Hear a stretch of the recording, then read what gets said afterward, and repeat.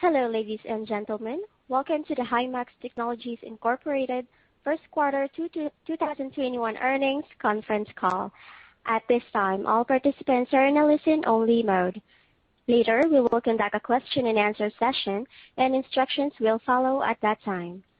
As a reminder, this conference call is being recorded. I would now like to turn the conference over to your host, Mr. Mark Schwellenberg from MZ Group. Mark? Welcome, everyone, to Himax's First Quarter 2021 Earnings Call.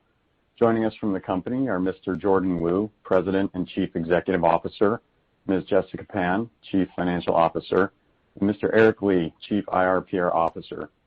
After the company's prepared comments, we have allocated time for questions in a Q&A session. If you have not yet received a copy of today's results release, please email HIMX@mzgroup.us, access the press release or on financial portals, or download a copy from Himax's website at www.himax.com.tw.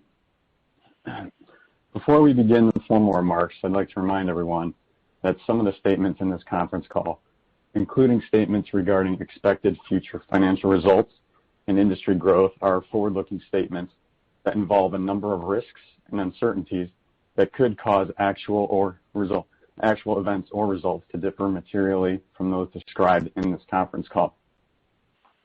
Factors that could cause actual events or results to differ materially from those described in this conference call include, but are not limited to, the effect of the COVID-19 pandemic on the company's business, general business and economic conditions, and the state of the semiconductor industry, market acceptance and competitiveness of the driver and non-driver products developed by the company, demand for end-use application products, reliance on a small group of principal customers, the uncertainty of continued success in technological innovations, our ability to develop and protect our intellectual property, pricing pressures, including declines in average selling prices, changes in customer order patterns, changes in estimated full-year effective tax rate, shortage in supply of key components, changes in environmental laws and regulations, changes in export license regulated by Export Administration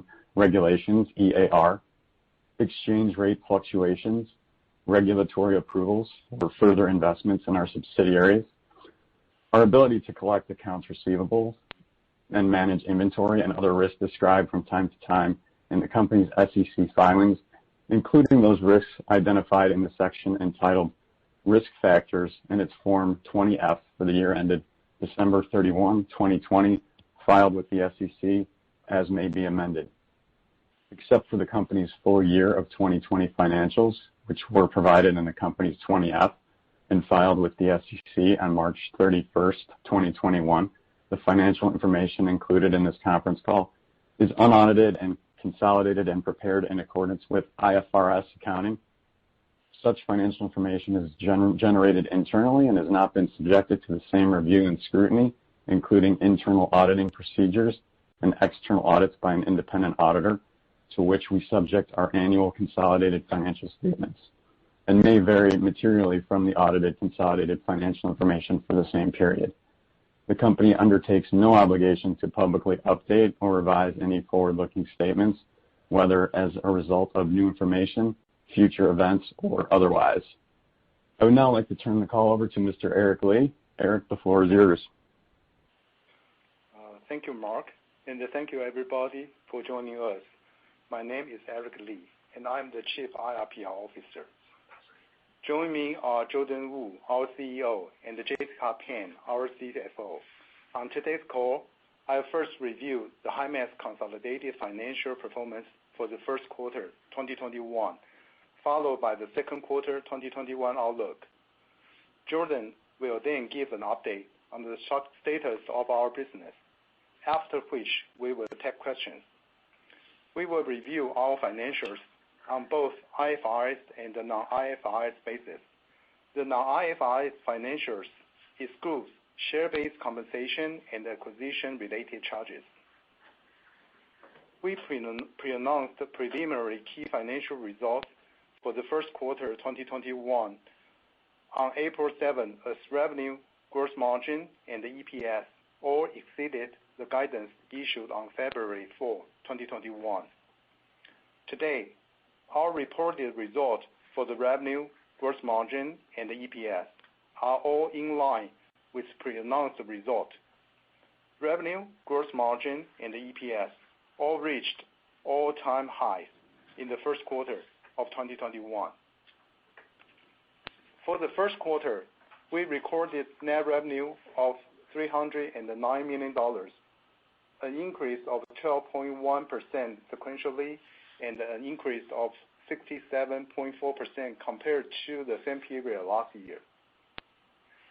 The 12.1% sequential increase of revenue exceeded our guidance of an increase of around 5 to 10% quarter-over-quarter, with strong demand across all our major business segments. Gross margin was 40.2%, exceeding guidance of 37% to 38%, and significantly improved from 31.2% of the fourth quarter 2020. IFRS profit per diluted ADS was 38.3 cents, exceeding our guidance of 30 cents to 34 cents. Strong sales and improved gross margin contributed to the better than expected earnings result. Non-IFRS profit per diluted ADS was 38.4 cents, exceeding our guidance of 30.1 cents and 34.1 cents. Revenue from large display driver was $69.9 million, up 8.8% sequentially and up 13.9% year-over-year. Notebook revenue increased more than 70% sequentially, driven by unceasing remote working and distant education demand. TV revenue was also up by around 8% quarter-over-quarter. Monitor IC sales, however, decreased sequentially due to foundry capacity shortage, as we predicted in the last earnings call. Large panel driver IC accounted for 22.6% of total revenue for this quarter, compared to 23.3% in the first quarter of 2020, and 33.2% a year ago. Small and medium-sized display driver continued to grow in the first quarter and came in better than expected, with revenue of $204.1 million, up 14.7% sequentially and up 133.3% year-over-year. TDDI for both smartphone and tablet saw robust growth in Q1, a continuation from high base in quarter 4 last year. For a year-over-year perspective, sales of both smartphone and tablet demonstrated massive growth.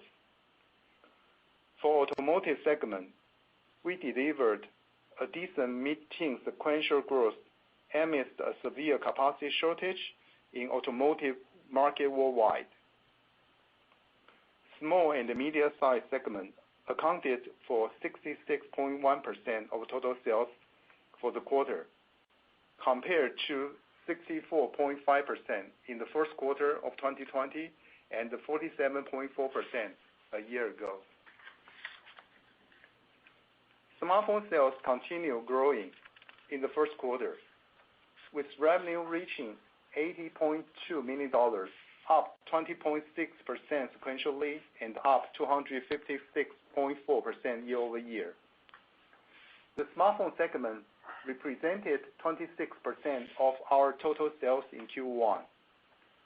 Our smartphone TDDI sales increased more than 30% sequentially and up 5 times compared to the same period last year, indicating strong market demand and our market share gains. Sales of traditional smartphone DDICs continue to decline as expected. As previously mentioned, traditional smartphone DDICs are quickly being replaced by TDDI and AMOLED. Our tablet revenue reached another record high of $73 million in the first quarter. Q1 sales of tablet drivers grew 8.3% sequentially and were up more than 150% year-over-year. A strong demand for home working and online learning continued. The tablet revenue accounted for more than 23% of our total sales in the first quarter. The tablet TDDI revenue increased 10% sequentially. The fourth consecutive quarter of growth since its initial mass production in the first quarter of 2020. The sequential growth was due to the accelerated penetration of our leading tablet TDDI in the Android market, where we are main or sole source supplier to major end customers. Revenue of traditional discrete driver IC for tablet increased 5.9% sequentially and grew 58.9% year-over-year in the first quarter. Our first quarter driver IC revenue for automotive amounted to $43.7 million, up 16.4% sequentially and up 44.3% year-over-year. Automotive driver IC business accounted for more than 14% of total revenue in this quarter. Notwithstanding the decent growth, we are still suffering from severe foundry capacity shortage for automotive applications. While the shortage is expected to persist, as indicated in the last earnings call, we do expect to enlarge our shipment quarter by quarter this year and beyond into next year. Jordan will elaborate on this in a few minutes. First quarter revenue for our non-driver business was $35 million, up 4% sequentially, but down 2% year-over-year. The sequential increase was mainly due to the increase of WLO shipment to an anchor customer for continuous legacy product demand, as well as more TCOM shipments. The year-over-year decrease was due mainly to the decrease of WLO shipments. However, TCOM and the CMOS image sensor segments both registered an impressive year-over-year growth, up by more than 50% and 70% respectively. Non-driver IC products accounted for 11.3% of total revenue as compared to 12.2% in the first quarter of 2020 and 19.4% a year ago. Gross margin for the first quarter was 40.2%, up 9 percentage points sequentially and up 17.5 percentage points from same period last year. As the capacity shortage in the semiconductor industry intensified across foundry, packaging, and testing, we further optimized our product mix by strategically favoring more high-margin product while pricing our product higher to reflecting rising cost among all product segments. However, on a year-over-year basis, the lift of gross margin was somewhat offset by the decline in WLO shipment as the legacy product to an anchor customer gradually decreased. Our IFRS operating expenses were $39.5 million in the first quarter, down 9.9% from preceding quarter, but up 5.9% from a year ago. The operating expenses decreased sequentially because of a one-time cash bonus issued to the team in the first quarter 2020. The year-over-year increase was mainly a result of increased salary.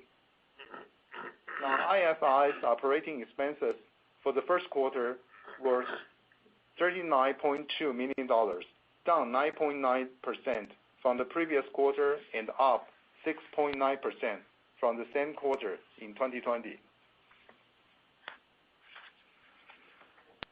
Reflecting high sales and better gross margin, IFRS operating income was $84.8 million for the first quarter, with operating margin of 27.4%, up from 15.3% in prior quarter and up from 2.5% in the same quarter last year.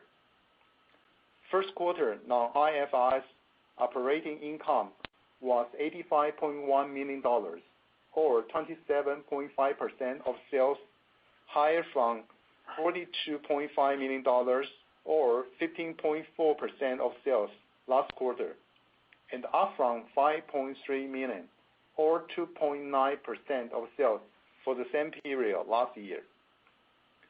Both operating income and operating margin reached record highs. IFRS after-tax profit for the first quarter reached a historical high of $66.9 million, or 38.3 cents per diluted ADS, compared to $34 million, or 19.5 cents per diluted ADS in previous quarter, and $3.3 million, or 1.9 cents per diluted ADS a year ago.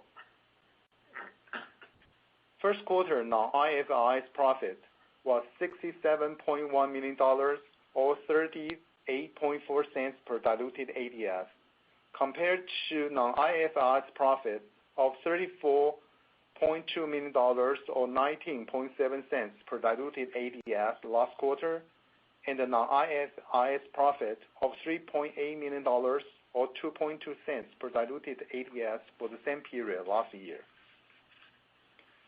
Turning to the balance sheet, we had $245.8 million of cash equivalent, and other financial assets as March 31, 2021, compared to $126.6 million at the same time last year and $201.4 million a quarter ago.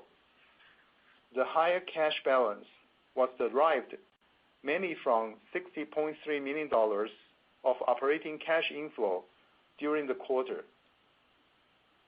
Restricted cash was $114.8 million at the end of Q1, compared to $104 million a quarter ago and $164 million a year ago. The restricted cash was mainly used to guarantee the short-term secure borrowings for the same amount. We had $57 million of long-term unsecured loans as at the end of Q1, of which $6 million was current portion. Our quarter-end inventory as of March 31, 2021, were $114.9 million, up from $108.7 million last quarter and down from $148.4 million a year ago. The year-over-year decrease was a reflection of the severe supply-demand imbalance. To be more precise, the vast majority of our inventory position now is comprised of work-in-progress goods, while finished goods are mostly taken up by customers as soon as they are available to meet the customer's immediate production needs. As highlighted in the last earnings call, given the foundry and the back-end capacity shortage, our inventory levels may still stay at a relative low level in the quarter to come. Accounts receivables at the end of March 2021 was $289.1 million, up from $243.6 million last quarter and up from $186.7 million a year ago due to higher sales. DSO was 84 days at the quarter end, as compared to 92 days a year ago and 100 days at the end of last quarter. Net cash inflow from operating activities for the first quarter amounted to $60.3 million as compared to an inflow of $67.7 million last quarter and an inflow of $10.6 million for the same period last year. First quarter capital expenditure was $2 million versus $0.8 million last quarter and $3.1 million a year ago. The first quarter CapEx was mainly for R&D related equipment of our IC design business. As of March 31, 2021, Himax has 174.3 million ADS outstanding, little changed from last quarter. On a fully diluted basis, the total number of ADS outstanding was 174.7 million. Now, turning to our second quarter 2021 guidance. For the second quarter, we expect further revenue growth from the already high level of Q1 2021 in most of our business sectors. Gross margin should see another uptick and it could reach another quarterly high. For the second quarter, we expect revenues to increase by 15%-20% sequentially. Gross margin is expected to be 45.5%-47.5%, depending on the final product mix. With the increase of both revenue and margin, net profit will increase substantially in second quarter. IFRS profit attributable to shareholders is expected to be in the range of 54 to 60 cents per fully diluted ADS. Now, IFRS profit attributable to shareholders is expected to be in the range of 54.2 to 60.2 cents per fully diluted ADS. I will now turn the call over to Jordan. Jordan, the floor is yours. Thank you, Eric. We are still seeing a serious supply-demand imbalance where demand far outpaces supply, despite foundries running at more than 100% capacity. Accompanying the rapid growth of 5G and high-performance computing, there's a noticeable increase in demand for semiconductor for advanced processes. The trend towards an ever more connected digital world also drives higher needs for mature nodes, notably demands from display driver IC, power management IC, CMOS image sensor, automotive industry, and various IoT devices that are already all around us and still increasing rapidly in number. Adding this all up, what we have is a structural shift in demand and supply dynamics, especially for the mature nodes, which have lacked meaningful capacity expansion for many years. As I mentioned on our last earnings call, we have managed to secure more capacity for this year compared to last year, with accessible capacity expected to grow quarter by quarter during 2021. Looking further ahead, we are taking measures to work with our strategic foundry partners to further enlarge our long-term capacity pool. We'll give more details as they come about. Separately, taking advantage of the current favorable environment, we are also making efforts to reposition ourselves toward higher end and higher value-added products by working more directly and closely with select leading end customers. We have made tremendous progress across various industries that we serve. For large display areas, we are pleased with the results so far in switching our focus more toward high-resolution TV, high-performance monitor, and low-power notebook. For smartphone, wearable, and tablet, we are gearing up for the AMOLED driver IC development in partnership with strategic customers and foundry providers. For automotive market, where we are already the leader in display driver IC, we are deepening our working relationships with Tier 1 players and end customers across all major markets. Last but not least, in our non-driver areas, we are pushing hard for the promotion of WiseEye ultra-low power AI sensing solution, which have seen widespread adoption for numerous AIoT applications. Our 3D decoder IC is also already ramping in volume. I will elaborate on this in a few minutes. Now, let us start with an update on the large panel driver IC business.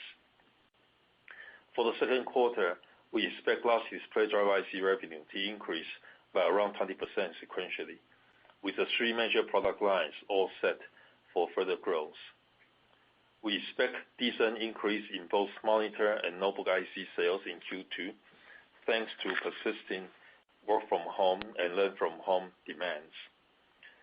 For the TV IC segment, we anticipate an impressive quarterly growth in Q2, mainly due to shipments of high-end TV products going to a world-leading end customer, an illustration of the strategy toward high-end products and leading end customers that I just mentioned.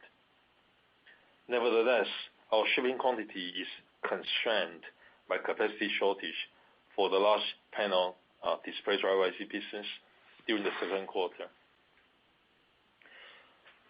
Recently, we saw strong customer demand for high-end monitors unfolding post-pandemic. When people work, study, and play games at home, which they do much more than before, they are demanding higher resolution, higher frame rate, ultra-wide aspect, curved views, and even multiple monitors sometimes. Himax continues to lead the high-end monitor market by providing advanced driver ICs and TCONs in partnership with leading panel makers and end customers. Now let's turn to the small and medium-sized display IC business. In the second quarter, we see continuous strong demand for all three segments, namely smartphone, tablet, and automotive. Again, we are unable to meet all customer demands due to tight foundry capacity. As the leading supplier for the Android tablet market, we are strategically allocating capacity in favor of tablet over smartphone to support the needs for home working and remote learning. For the second quarter, we expect tablet sales to grow by mid-teens and smartphone sales to be flattish compared to the previous quarter, reflecting our capacity allocation decision.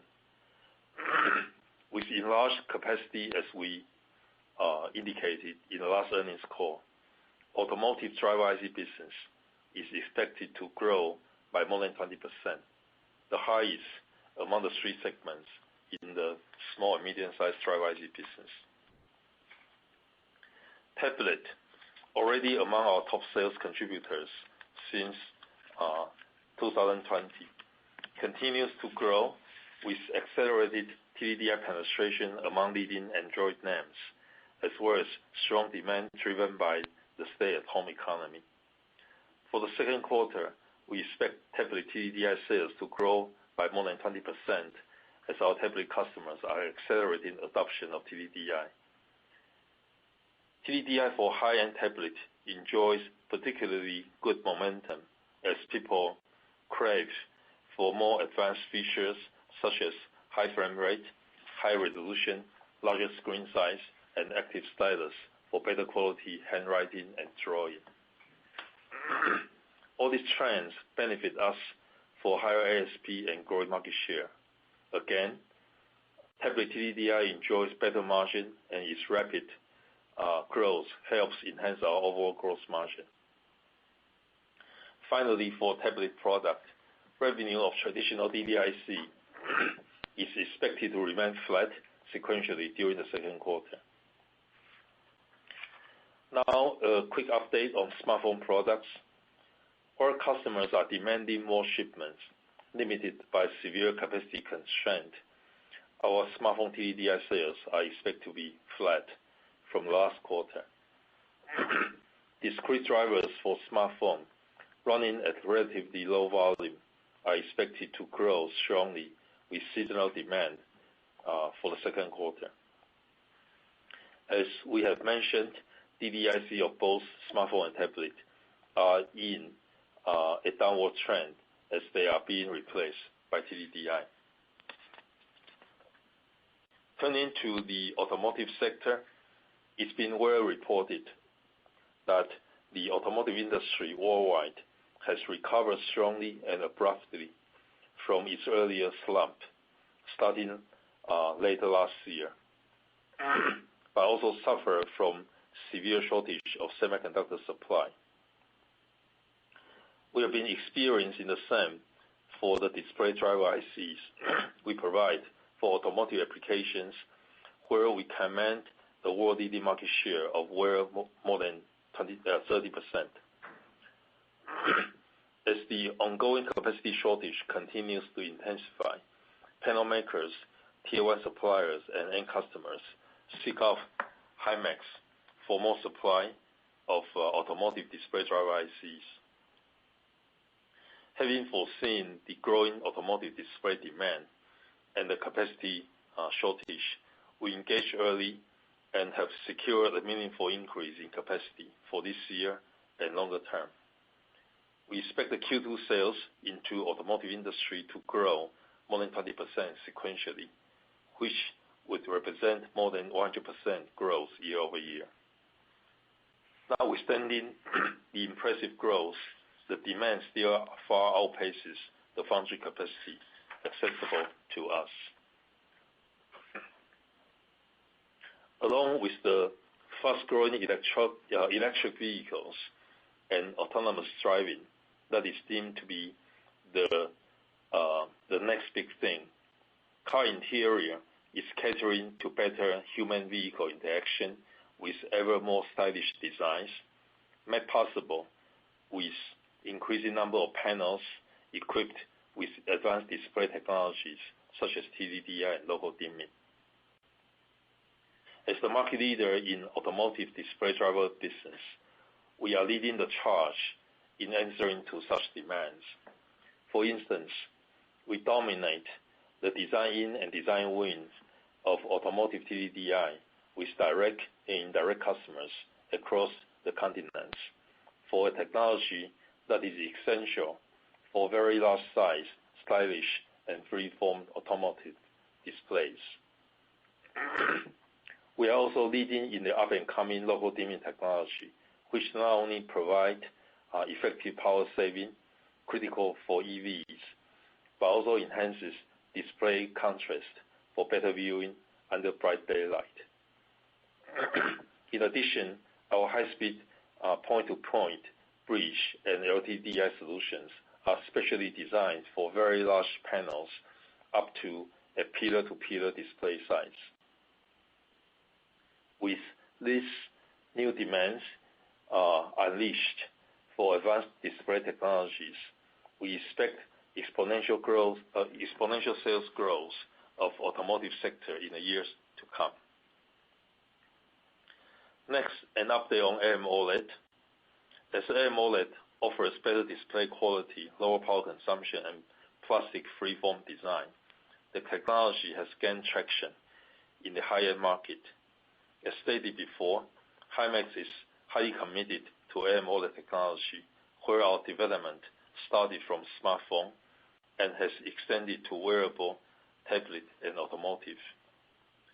In March, we teamed up with BOE Veritronics, or BOEVX, a world-leading supplier of automotive display products, and succeeded in securing an AMOLED display design win with a leading EV maker for its upcoming flagship model. Armed with HIMX AMOLED driver IC and timing controller solution, HIMX and BOEVX partnered to offer flexible AMOLED display automotive display. Firstly, over a 12.8-inch center information display product. Small volume shipment is anticipated starting the fourth quarter of 2021. For other AMOLED applications, we are continuing our development efforts by proactively working with leading Chinese panel makers and strategic foundry partners. We will report further progress in due course. We believe AMOLED driver IC will soon become one of the major growth drivers for our small and medium-sized panel driver IC business. For the second quarter, revenue for the small and medium-sized driver IC business is expected to increase by low teens sequentially, with demand much higher than supply. Capacity shortage is expected to continue across all business segments in this area. Now, let me share some of the progress we made on the non-driver IC businesses in the last quarter. First, on timing controller. For the second quarter, we expect TCON sales to increase more than 60% sequentially as we successfully acquired more capacity for both foundry and backend. Backed by several recent major TCON design wins from leading end customers for gaming monitor, low power notebook, and 8K/4K TVs, our TCON product line is on track for further growth. It is worth mentioning that we have a dominant global market share for 8K TV TCON, with adoption from literally all major TV brands.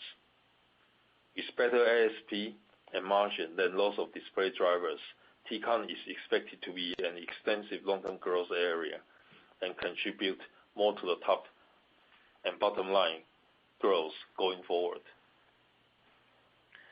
Similar to all display driver IC businesses, our TCON volume is already capped. It's also capped by capacity shortage, both foundry and backend packaging. Next is a quick update on WLO. WLO revenue increased substantially in the first quarter, thanks to resumed orders from an anchor customer for its legacy products. In the second quarter of 2021, WLO sales are expected to remain flat quarter-over-quarter, which will help sustain WLO factory utilization. Meanwhile, we continue to collaborate with key customers and partners for new applications such as ToF 3D sensing, AR/VR gadgets, biomedical devices, and others, targeting their future generation products. HIMX is a pioneer in high-precision diffraction optics technology, with 15 years of experience under our belt, having worked on very different designs over a variety of applications with some of the world's most heavyweight tech names.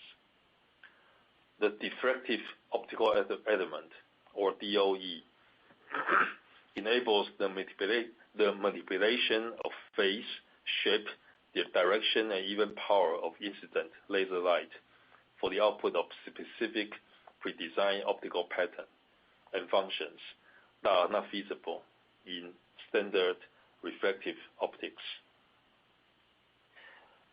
The diffraction optics technology is now well adopted in 3D sensing, AR/VR devices, holographic display, biomedical inspection, optical communication, etc. We are seeing DOE plays an even more decisive role for the next generation optical technology in light of its high precision and lightweight characteristics. In addition to WLO that is suitable for small electronic devices such as wearable and portable products, we have extended our reach in diffraction optics technology to cover large size applications. In October 2020, we made a strategic cash investment and became the controlling shareholder of CM Virtual Technology Corp, or CMVT, which is specialized in microstructure optical film design and manufacturing, and is a world leader in this area. CMVT offers proprietary microstructure optical design expertise, nanoscale mold engraving capability, as well as roll-to-roll nano printing manufacturing capacity. CMVT's roller type nano imprinting can support the production of large size film with superior production efficiency at competitive costs.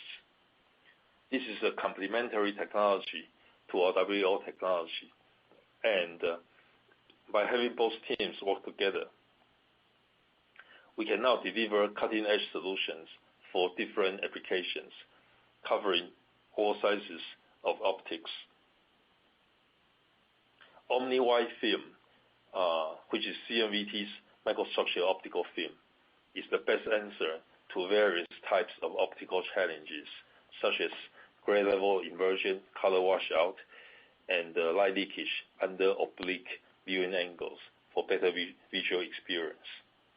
The Omni-wide film solution can support different types of display, including TN, VA, IPS types of TFT LCD displays, and AMOLED display. These solutions are all available to the market right now. Next, on 3D sensing update for non-smartphone segment. As reported in previous earnings call, our proprietary 3D decoder IC provides superior 3D depth map decoding for best-in-class secure face recognition and has been widely adopted by leading Chinese customers for e-payment device. We started volume shipments of the 3D decoder in the fourth quarter of 2020 and expect continuous growth in 2021. Now switching gears to the WiseEye smart sensing solution. To maximize market visibility and explore potential applications, we continue to push forward with two WiseEye business models, namely total solution and discrete component. For the WiseEye total solution model, where we are the owner of the solution, we integrate our proprietary AI processor and CMOS image sensor, both with an outstanding ultra-low power characteristic, with AI algorithms from multiple third-party software partners. These algorithm partners, which include our subsidiary ENZA, come from different countries and many have special domain know-how catering for the needs of specific markets. We mentioned notebook, TV, and air conditioner in the last earnings call as early examples of our total solution approach. I am pleased to report that recently we were officially awarded a sizable purchase order from a top-tier household name for a mainstream application, with mass production scheduled to commence at the fourth quarter of this year. This early success marked a major milestone for our WiseEye product line, which we believe will be a major growth engine for our business for many years. We are also encouraged by the progress of customer engagements for the new applications we launched, covering automotive, panoramic video conferencing, utilities meter, QR code reader, doorbell, and door lock. All these applications offer always-on and/or ultra-low power AI visual sensing that are made possible by our WiseEye technology. The list of applications for our WiseEye total solution will continue to expand as we continue to reach out to key players in various industries while working closely with our algorithm partners. For the key component business model, where we offer AI processor and/or always-on CMOS image sensor, but without AI algorithm, we continue to collaborate with global AI and cloud service partners by proactively participating in their ecosystems and infrastructures. Following the successful adoption of our W1+ AI processor in the Google TensorFlow Lite for microcontroller framework in March 2021, our W1+ AIoT platform was endorsed by Microsoft and was awarded the Azure IoT PMP certificate. Our W1+ AIoT platform brings reliable, secure, and long battery life edge AI to the IoT connected cloud market. W1+ AIoT platform can conduct person, face, or object detection computer vision functions, and then output only secured metadata over NB-IoT protocol to the Azure IoT cloud for further statistical data processing and analysis. In most cases, the W1+ AIoT platform can operate with just 4 AA batteries for more than 1 year lifetime. W1+ is the best ultra-low power battery-powered edge AIoT platform solution in the Azure IoT, which targets ever-growing cloud service markets in smart buildings, manufacturing, retail, agriculture, etc. Implementing AI everywhere is made possible with our W1+. In the meantime, we continue to showcase our W1+ enabled systems jointly with our ecosystem partners such as SparkFun and Edge Impulse in various webinar and marketing events to illustrate more AI use cases. People from different industries and countries approach us and apply our solutions to many applications that never occurred to us before. We are encouraged by the enthusiastic market feedback along with streams of end customers' inquiries. In return, we provide AI developers with comprehensive supporting service, which they could easily access open source, where they can easily access open source codes from Google TensorFlow Lite microcontroller framework, W1+ EVK, and sensor accessories from SparkFun, and development tools from Edge Impulse. We are delighted to bridge AI developers over the hurdles they encounter in developing their AI solutions and move with AI developers together towards an upcoming edge AI decade. Now turning to our CMOS image sensor business update. In the second quarter, the CIS revenue is expected to be flattish sequentially. Our shipment has been badly capped by the foundry capacity available to us, despite surging customer demands for our CMOS image sensor for web camera and notebooks. Nevertheless, we expect a decent growth in the second half of 2021, thanks to a major engagement from a major existing customer. Our industry first 2-in-1 CMOS image sensor supporting video conferencing and AI facial recognition on ultra-low power has been designed into some of the most stylish slim bezel notebook models of certain major notebook names. Small volume production has started in the fourth quarter of last year. Meaningful ramp-up volume is expected for the upcoming quarters. Regarding ultra-low power always-on CMOS image sensor that targets always-on AI applications, we are getting growing feedback and design adoptions from customers globally for various markets such as car recorders, surveillance, smart electric meters, drones, smart home applications, and consumer electronics. We'll report the progress in due course. Last on the update of LCoS microdisplay. In the first quarter of 2021, our proprietary front-lit LCoS microdisplay, an integrated solution covering LCoS microdisplay, light guide, and front-lit LED, had a successful design win with a world-leading player for a rugged headset for industrial working environment. It is an assisted reality type hand-free head-mounted device where our front-lit LCoS microdisplay module provides a 7-inch display view below line of sight to assist workers to access real-time working information. Our front-lit LCoS microdisplay demonstrated a perfect match with the customer's application in compact form factor, low power consumption, and higher brightness.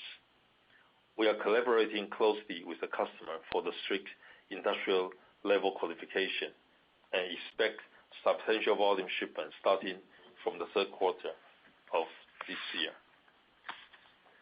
For non-driver IC business, we expect revenue to increase around 40% sequentially in the second quarter. That concludes my report for this quarter. Thank you for your interest in Himax. We appreciate you joining today's call, and we are now ready to take questions.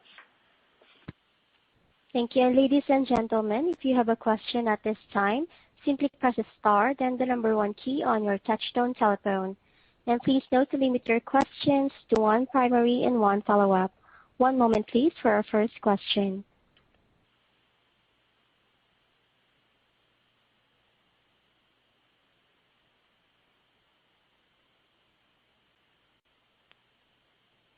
And our first question comes from the line of Tristan Gerra from Baird. Your line is open. Hi, thanks for letting me ask a question. Could you quantify the price increases that you've been able to implement so far, maybe on a year-over-year basis, and you expect to raise pricing further? Or do you think you're set basically with earlier year price changes? It's a simple question, and yes, if I have to answer it like with good confidence, then I think it's a tricky question because across different applications, the price increase, especially if we're asking about year-over-year, actually varies by a lot. So I am afraid I probably have to revert back to you after this about this question. But on your second part of the question, whether we think there will be further price increases from here, I think the answer is most likely yes. On the supply side, the foundry and even the back end, I think our costs still continue to be on its way up. So I think we certainly do have to transfer the cost to our customers, and I think the reception for such proposed price increases from our customer has been okay, in a sense that customers right now actually they are hoping for more delivery, and as long as we can make the delivery, price can always be discussed. So I think at least for the foreseeable future, we have good confidence that we should be able to transfer our costs into the customers. And the fact is that costs, I think for Q3 will still be rising from somewhat from Q2. Great, that's very useful. And then the LCoS microdisplay design win that you've mentioned, are you expanding your customer base from the traction you had back from a few years ago, or is that a renewed program at an existing customer? No, it's more of a new customer. It's the world's leading customer in this area, and it's a very it's pure industrial and business application, and it's we talk about in our prepared remarks. It's kind of designed for a very rugged, robust kind of device to be used could be in a harsh environment. So it's a new program.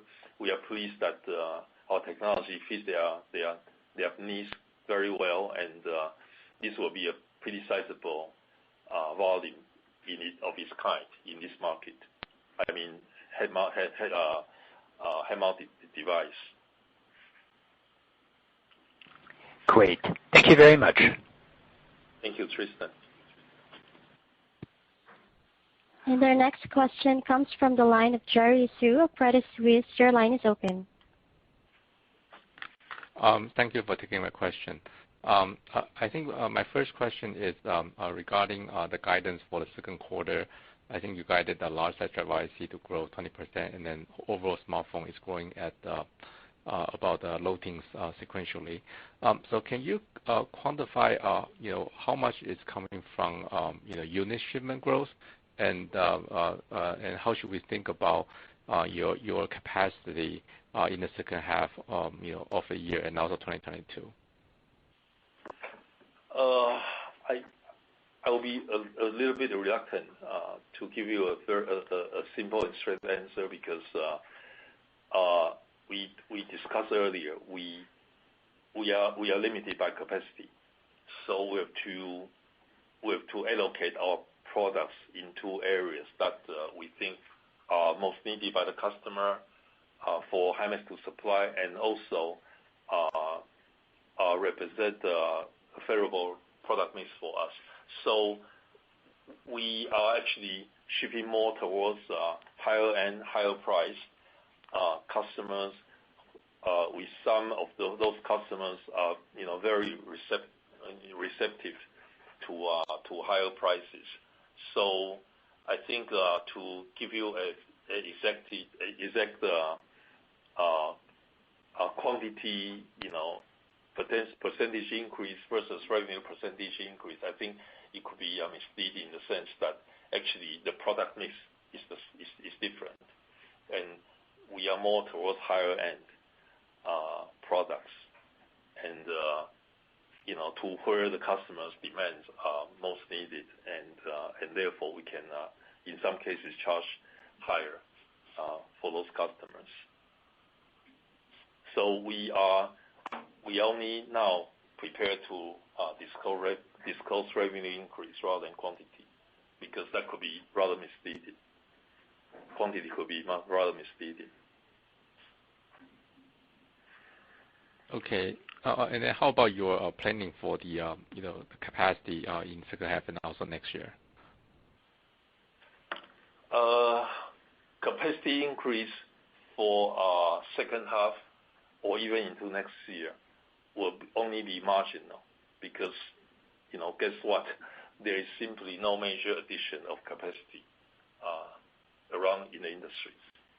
So we are happy that we will be able to keep out the capacity already available to us, and also there will be some marginal increases here and there from even different foundry suppliers. But overall, I would say it will only be marginal increase until we see more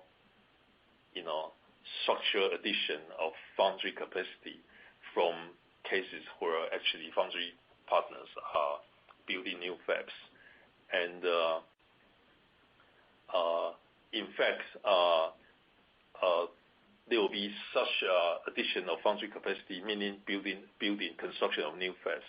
But if you take that into our overall already available foundry capacity pool, it will only still be a kind of a marginal increase only. Okay, got it. And then next question is regarding the end demand environment. Can you give us some sense on how do you see the end demand for IT, monitor, notebook, TV, and also are you seeing any impact coming from a smartphone or tablet, given the rising issue or the pandemic in some emerging markets like India or other regions? Thank you. Actually, I will start with automotive, which I believe you forgot to mention, not that you intend to ignore it. I think COVID certainly changed the dynamics altogether, and how COVID is going to end, it's really nobody knows, right? But we all know, COVID certainly has triggered the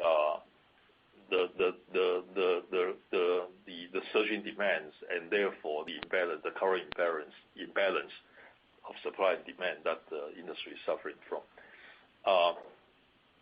So when COVID, one or the other, kind of ends, certainly we believe there will be some implication for the IT monitor, notebook, etc., right? Even cell phone and tablet.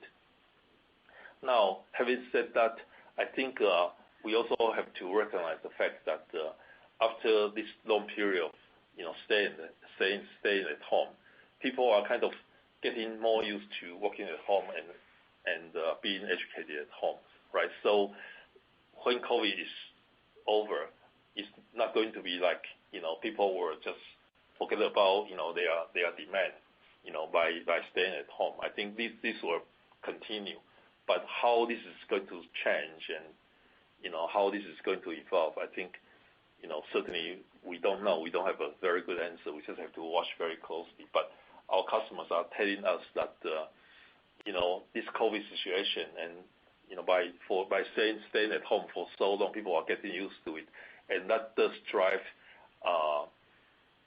the behavior, and some change of behavior may be here to stay for long or even for good. For example, monitors. People used to demand only people used to prefer notebook rather than monitor, but now they have to work or participate in conference for so long or being educated, right? So monitor becomes a very important tool, and people now not only demand for higher quality monitor, they actually demand for multiple monitors, and I think this kind of behavior change is likely to stay for good. However, having said that, the how the COVID is going to end and when it is going to end certainly is going to impact the industry, somewhat, but certainly I don't have the answer. Automotive, however, in our view, you really are talking about a paradigm shift in terms of the demand for more displays and higher displays and larger display for automotive, with or without COVID. Actually, if you think about it, all over the world, there are still many, many places which are under lockdown or semi-lockdown. And yet, the automotive demand is already fast increasing. And as we all know, right, it's a shortage of semiconductor parts here and there all over the place. So I think, this new demand of automotive driven by EVs first and the autonomous driving, in the future, I think it's here to stay for a very, very long time. And all these new trends are going to accelerate the demand for display and display driver IC, and not just the volume, also the feature. People will be demanding higher end features, and that is very, very good news for us, right? So like TDDI and local dimming, as we highlighted in our prepared remarks.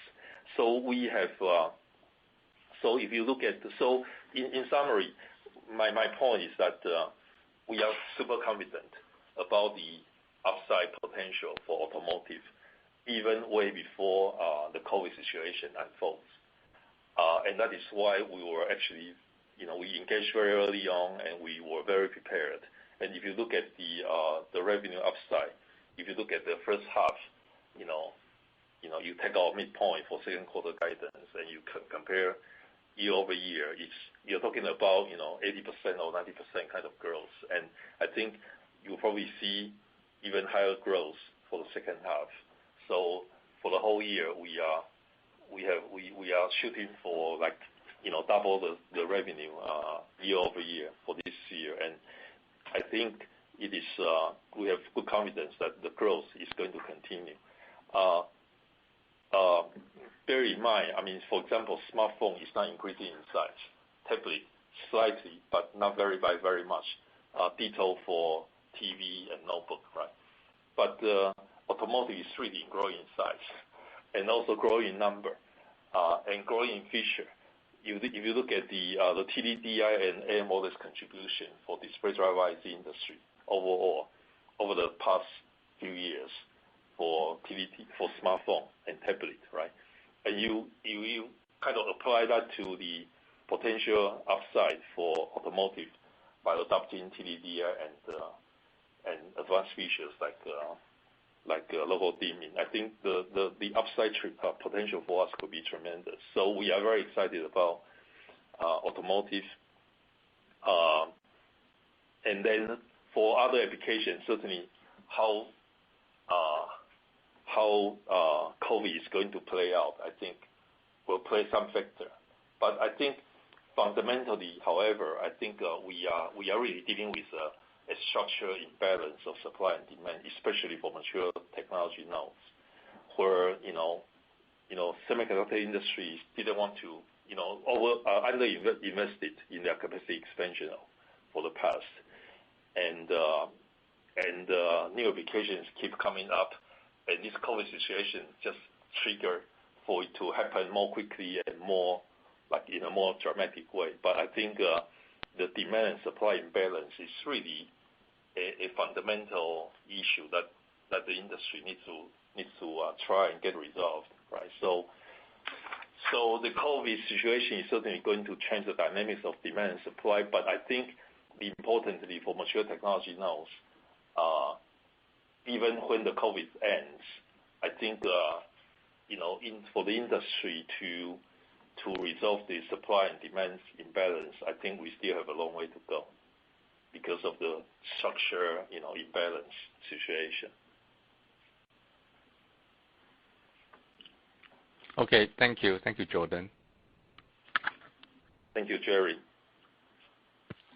And our next question comes from the line of Donnie Tang of Nomura Securities. Your line is open. Thank you, Jordan and management, for taking my question. Congrats on the good result. The first question is also regarding to capacity. So I remember maybe last month I discussed with management about the capacity outlook into second half. And the answer previously I had is like, the second half capacity is getting even tighter. So there could be some more severe shortage. But today's prepared remarks said that HIMX has secured more capacity for this year and will grow quarter by quarter during 2021. So just wondering if you have secured some more foundry capacity in the past months, or is there anything changed in terms of our foundry capacity plan? And also another frequently asked question is that as you know, foundry they are also raising their wafer price for different kinds of ICs. I think driver IC's price has been raised a lot. So theoretically speaking, foundry's driver IC wafer price has been raised a lot as well. But seems like some foundries still diversify away from driver IC to other products such as like maybe power or memory products. So just wondering in terms of foundry's cost structure, why driver IC has been always the one who cannot get enough capacity? This is the first question.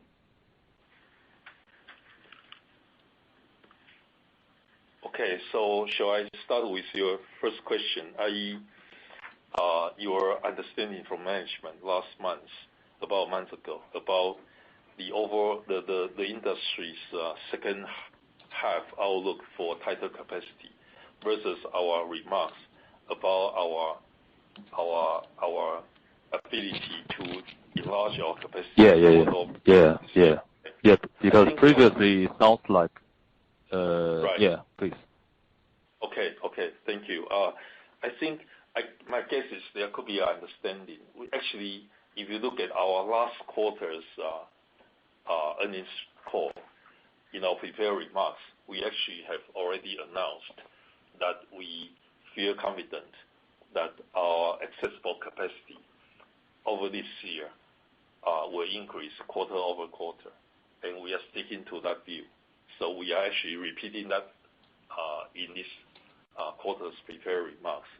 I guess the management's reference for a tighter capacity situation for the second half, I guess that probably is about the situation of the industry overall. I think across different segments, for foundry, talking about large panel and certainly smartphone and automotive, all pretty serious. Actually, we are seeing a capacity shortage all across, different all our major applications, and in some cases even packaging, especially for logic devices such as our T-Con. So I think we are staying with our view that this year our prediction is accessible foundry capacity to increase quarter-over-quarter, and there was no surprise, taking place over last month or something. We have always feel we are prepared for that, and that has been our view since last quarter. And your second question about foundry's capacity tightness resulting price hikes, and yet they are still diversifying away from driver IC, and how is that, and what is the implication? I think unfortunately that is probably true. And if you ask me, I would say that is because with driver ICs, we are all using what they call mature nodes, right? And mature nodes over the years have lacked enough application to fill up their demand.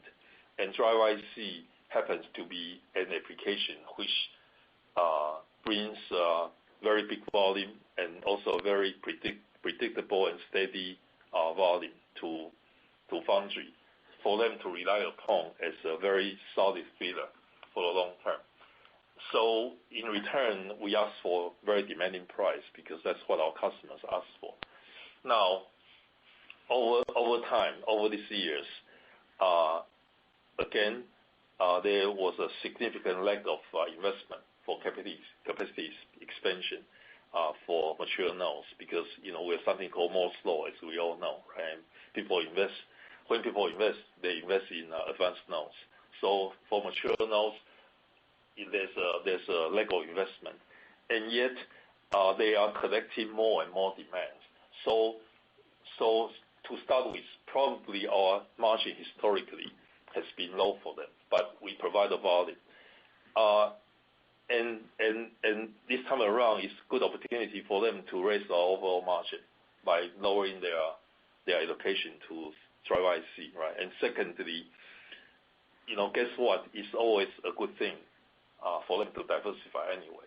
And given that driver IC really historically has accounted for a very big chunk of their total output, so it's a good timing, good opportunity for them to diversify, right? So we are actually trying to convince our foundry partners to support us more because the characteristics of display driver IC or the demand for panel, hasn't changed. We are very steady, and the demand is always there, and we can provide the volume. And certainly, when the industry is so tight, that puts us in terms of in a disadvantageous situation. But overall, in the long term, I think driver IC will still be needed to be the feeder.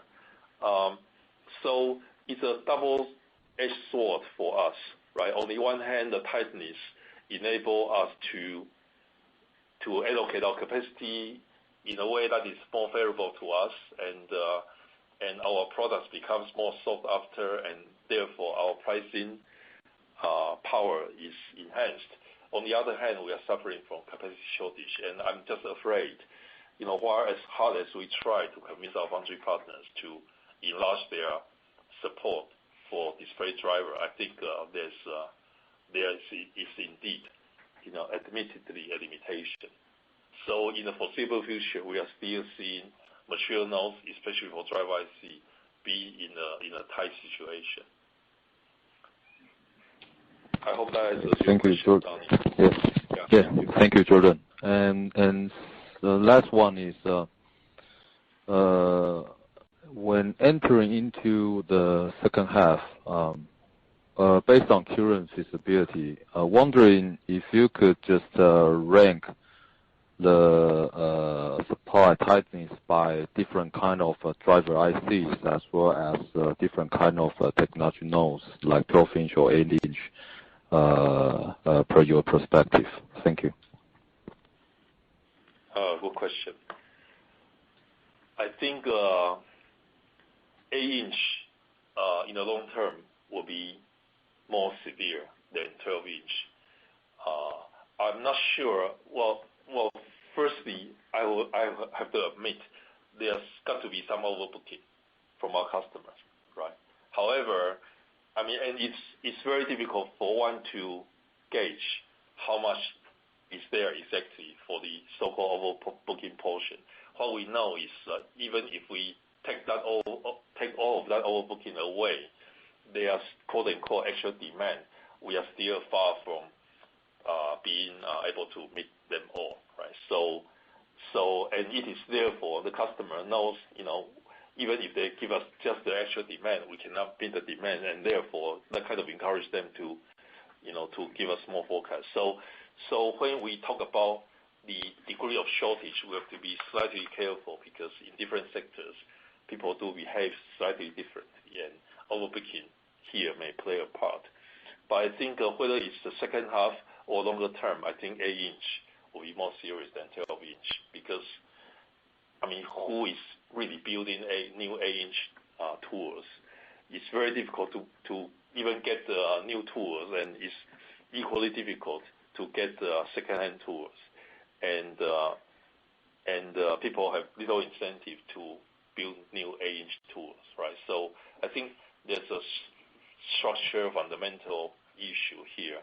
And for that reason, I think automotive, which for traditional DDIC is entirely 8-inch, not just Himax, but across the whole industry, right? So I think the situation is pretty severe over there. And that is why we are encouraging our customers, including end customers, to accelerate the adoption and mass production of TDDI. Because guess what? For TDDI, we're switching to mature nodes of 12-inch.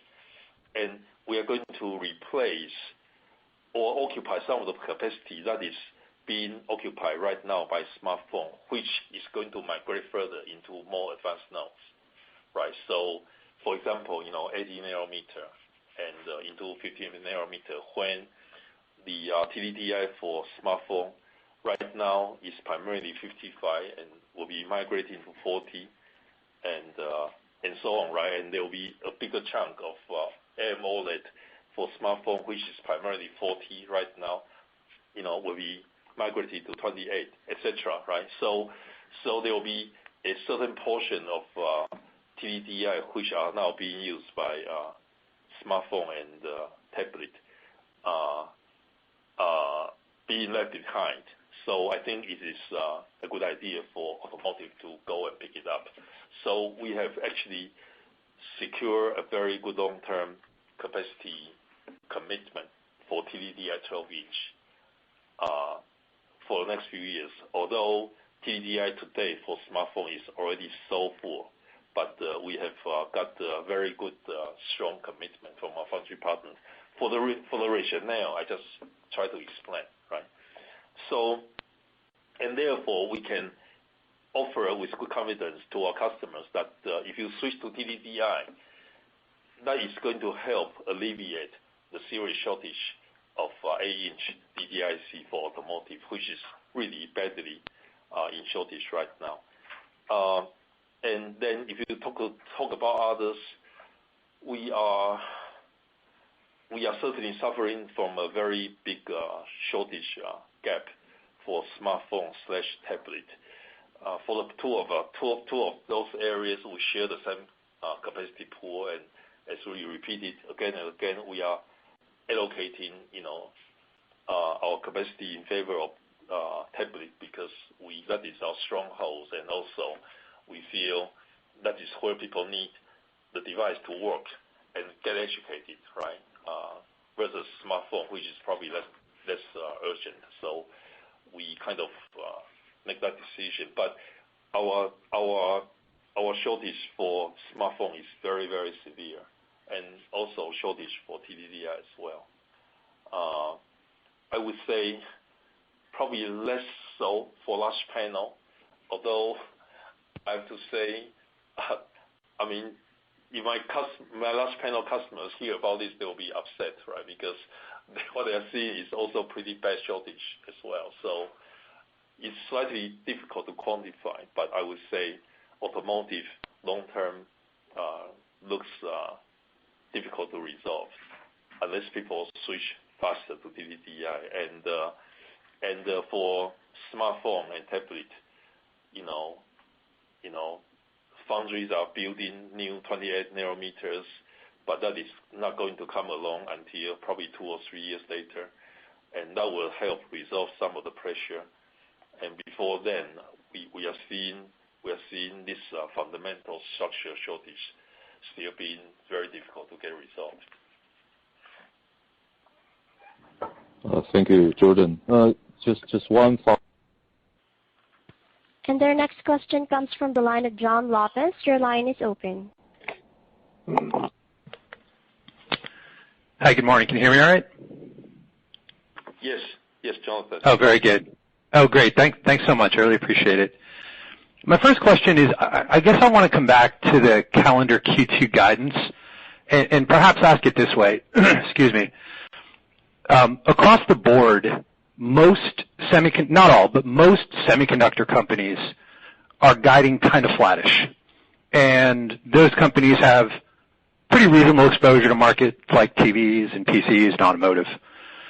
You guys are guiding your display driver IC sales. If we take the other category out, you're guiding your DDIC sales up about 15%, roughly, give or take, quarter to quarter.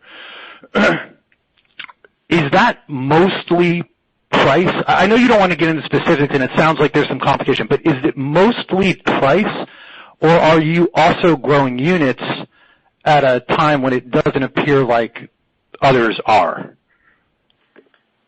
I think, Jonathan, yes, you're right. I don't want to get into specifics, but to give you a sense of, it's simple mathematics, right?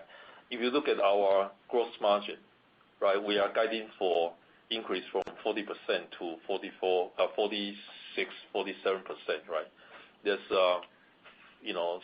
6-7 percentage points, increase, and yet for our revenue is 15 to 20%, and the cost increase, I can assure you, is not really that much. Meaning, the growth is still primarily driven by quantity rather than price. But yes, definitely there's an element of price. But if it's all about price, then you would expect our margin will grow accordingly, right? Gotcha. Okay, that helps. And actually, you're hitting on the second topic I wanted to try and get out a little bit, which is, if we look at the last couple of quarters, let's say from the middle of last year till right now, you guys have talked and others have talked about this very acute tightness and the ability or the requirement for foundry prices to go up. So over these last couple of quarters, the foundries have increased their gross margins, and by foundries I mean 200 millimeter heavy foundries, by maybe 5-6 percentage points. Your gross margin is up by 2,000 basis points. So how do we think about the difference between those two? In other words, why is your gross margin increasing so much faster than, say, the rate of change of the supplier?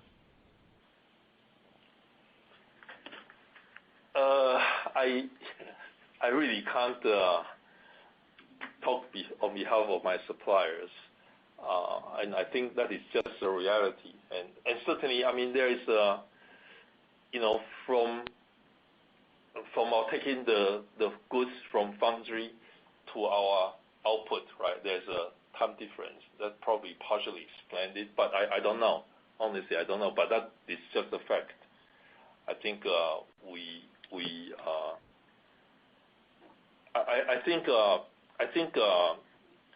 I think certainly panel industry is also enjoying good margin expansion and profit expansion, and they are in the desperate need for display driver IC, which is really their major bottleneck for them to produce more panels, right? And if you look at the display driver IC, notwithstanding the recent price hikes, driver IC still represent a relatively small portion of their bill of material, let alone if you take into account their depreciation costs and utilities and overhead, right? That is a lot. Meaning, for a relatively small portion of their cost, if they don't get the IC support, they can't make the shipment. So, meaning they are probably more eager than a lot of other industries because of their overhead being so heavy, right? And their market is still pretty healthy to quote unquote beat up the driver IC price. I understand. And so I think there's a difference, fundamental difference in the sense that panel makers, when they make a new fab these days, you're talking about, I don't know, close to $10 billion, right? So they are not going to wait and sit around empty, idle with their $10 billion investment because they are not willing to pay 20% or 10% more for driver IC. I think that is probably a good explanation. Sure. No, that makes sense. And sorry, just one last one if I could. I want to talk about automotive for a second, and maybe I want to frame it this way. If we forget last year, if we forget COVID 2020 and go back to 2019, at that point, your automotive, if our numbers are right, your automotive revenue was around $115 million, give or take, and actually had declined a bit. And my recollection at that time was there was some discussion about maturity, the sort of maturity of the automotive industry and maybe some penetration thresholds. So now if we kind of fast forward to this year, it sounds like you're going to, I don't know, maybe not double, but come pretty close to doubling. So you're going to be about double versus what you were in 2019. Can you just help us understand the factors there? Is it all sort of a resurgence of demand, or what are maybe the other variables that maybe bridges from 2019 to today? I think it's primarily because especially the first half of 2019, the COVID situation really drove the auto industry way down, and they are actually laying off their workers and shutting down their factories, and suspended their purchase orders for semiconductor parts. And then towards the end of last year, they kind of all of a sudden wake up, and they and ever since they've been playing catch up, right? So on a year-over-year basis,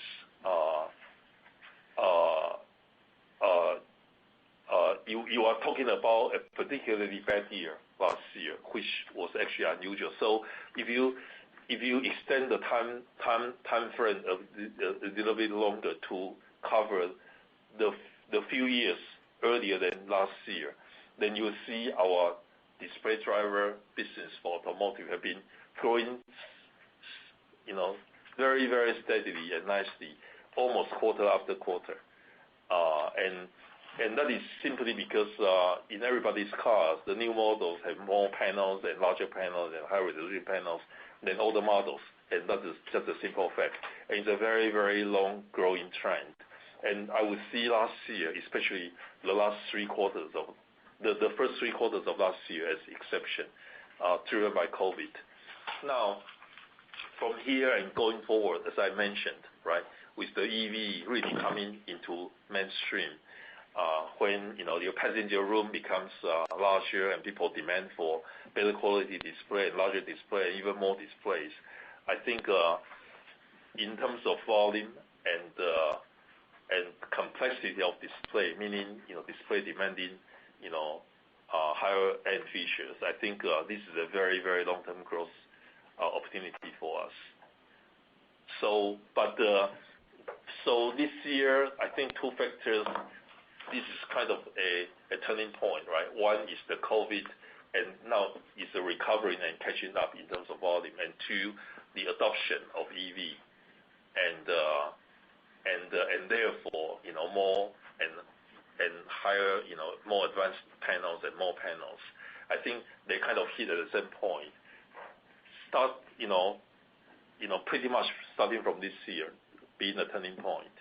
So that is why we are very excited about automotive, and that is why we prepare pretty early, as I mentioned earlier, before even COVID, when we didn't know COVID is going to have such a big impact for the automotive, to the automotive industry. But we will gear up pretty aggressively in terms of getting ourselves ready for more capacity. Understood. Thank you very much. Thank you, Jonathan. And at this time, I would like to turn it back to our President, CEO, and Director, Mr. Jordan Wu, for the closing remarks. As a final note, Eric Lee, our Chief PR Officer, will maintain investor marketing activities and continue to attend investor conferences. So we will announce the details as they come about. Thank you, and have a nice day. And ladies and gentlemen, thank you for participating in today's conference. This concludes the program. You may now disconnect.